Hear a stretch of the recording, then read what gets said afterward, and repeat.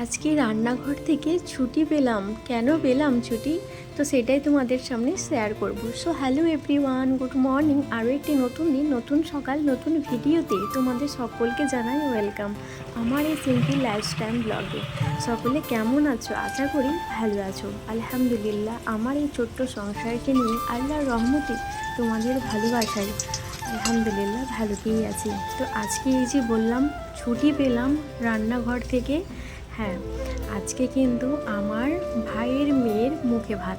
তো যাব ওখানেই। দিনটা ছিল যদি হচ্ছে গিয়ে শুক্রবার। তোমাদের সকলকে জানাই জুম্মা মোবারক। তো দিনটা শুক্রবার থাকার কারণেই মুখে ভাতের দিনটাও সেই দিনে রেখেছে। তো চলো, আমাদের ছোট্ট সোনামা আজকে কিন্তু ক্ষীর খাবে। তো ওই কারণেই যাব কিন্তু আমার বাপের বাড়ি। তো চলো, তো সকালের আশেপাশে কাজগুলো সব তো সেরে নিলাম। সেরে দেখো, আর একটু তো বাড়িতে আমাকে রান্না করে নিতেই হয় যেখানেই যাই না কেন, কেননা বড় ছেলে যেতে চায় না। আর তোমাদের দাদাভাই বাড়িতে থাকে, ও একমাত্র বৃহস্পতিবারের দিন একটু ফ্রি থাকে। তো যদিও দিনটা বৃহস্পতিবার ছিল না, জানি না যাবে কি না, তো বাড়িতে একটু রান্না করে নিলাম শুধু তোমাদের দাদাভাইয়ের জন্য। বড় ছেলে যদি স্কুল গেছে, ওর প্রজেক্ট জমা দেওয়ার জন্য দিনটা ছিল। ও বললো, আম্মাজি আমি প্রজেক্ট জমা দিয়ে আমি চলে যাব। তো বড় ছেলে যদিও যাবে ওখানে, আর তোমাদের দাদাভাই তো যাবে না, তো ওর জন্য একটু রান্না করব। তো চলো রান্না বান্নাগুলো সেরে নিই। তো রান্নায় তেমন কোনো কিছু করব না, সিদ্ধ যতটা সম্ভব আলু ভাতে দেবো আলু মাখা করার জন্যে। আর দেখা যাক কী কী রান্না করি। আর অনেকগুলো বাসন ছিল, বাসন কোসনগুলো মেজে নিলাম। আর কয়েকটা জামা কাপড় ছিল, যদিও বৃষ্টি হচ্ছিল শুক্রবারে, তো বৃষ্টি হচ্ছে, তো জামা কাপড় আগের দিনকে জামা কাপড়গুলো ছিল, রেখে দিলে তো আরোই অনেকগুলো হয়ে যাবে।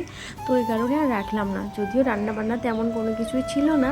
আর রান্নাবান্না দেখবে যেদিনকে থাকবে না সেদিনকে মানে মনে হয় যেন অনেক কাজ কমে গেছে।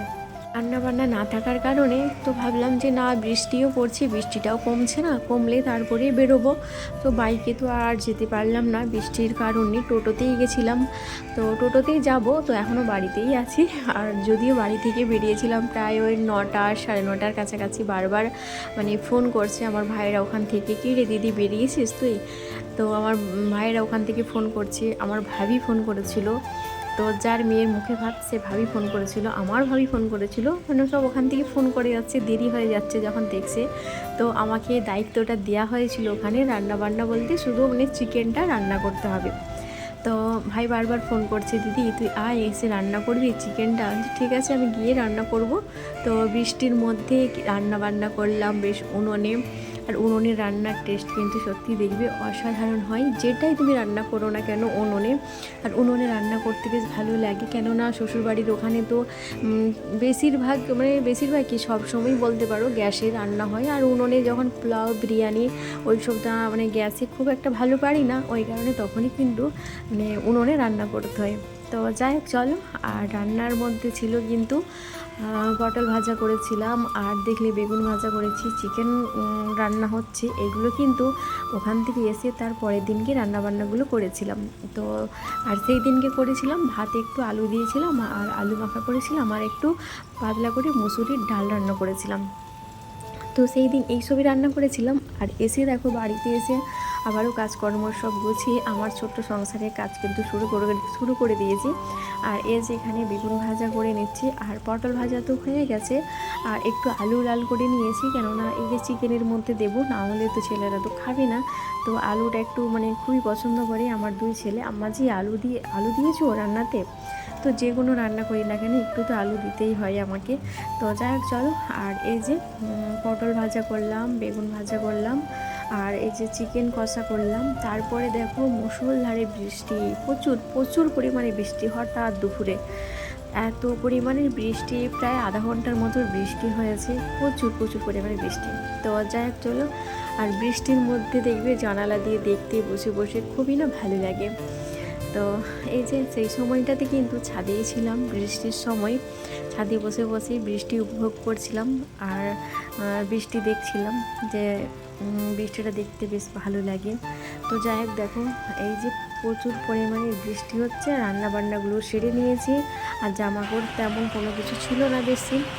আর আগের দিনকে কেচে নিয়েছিলাম, মানে যখনকে স্নান সেরে নিয়েছিলাম সেইভাবে ধুয়ে নিয়েছিলাম জামা কাপড়গুলো, তাহলে আগের দিনটায় বেশি বেরোবে না। আর এই যে দেখো বৃষ্টি, তো যাই হোক চলো। আর আমাদের সোনা মা ক্ষীর খেলো, ওখানে খুব এনজয় করলাম ভাবিদের সাথে, বোনেদের সাথে, সকলের সাথে। আর রান্না বান্না করলাম উনুনে। আর রান্না আমি আর আমার বড়ব্বা সকলে মিলে কিন্তু রান্না করব ওখানে। এই যে প্রচুর পরিমাণে বৃষ্টি হয়েছে দেখো, বৃষ্টির কারণে এই যে মাঠে জল জমে আছে। আর এখানে ভাবি আছে, আমি আছি, ভাবির কাকিমা আছে। তো সকলে মিলে এখানে দেখো সোনামা যে মসজিদে যাবে ক্ষীর খাবার জন্যে শুক্রবারে, তো এই যে থালটা সাজিয়ে নিয়েছি আমি, কাকিমা আর ভাবি সকলে মিলে থালটা সাজালাম। এটা কিন্তু মসজিদে নিয়ে যাবে। আর এখানে দেখো রান্না হচ্ছে উনুনে রান্না হচ্ছে। আর এখানে আছে কিন্তু আমার বড়ব্বা মানে কাঠ দিচ্ছে উনুনে। আর আমি কিন্তু চিকেনটা রান্না করেছিলাম। তো যাই হোক দেখো, ওখানে খাওয়া দাওয়া সারলাম, তারপরে বাড়ি ফিরলাম। তো আজকে এইটুকুই থাক, আল্লাহ হাফিজ। আর আসছি নতুন দিন একটু।